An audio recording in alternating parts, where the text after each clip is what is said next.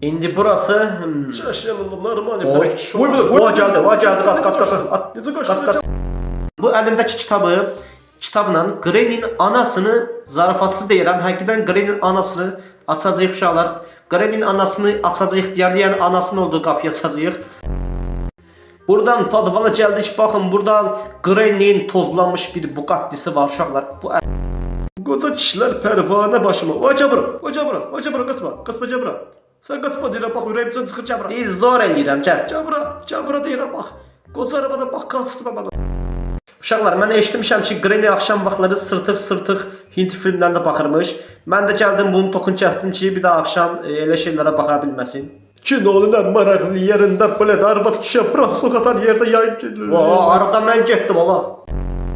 Çık Girdim ora, hə, nə oldu? Hə, sən də gəl başını sox. Hə. Oy la, ayaq getdi, zibil, ayaq getdi.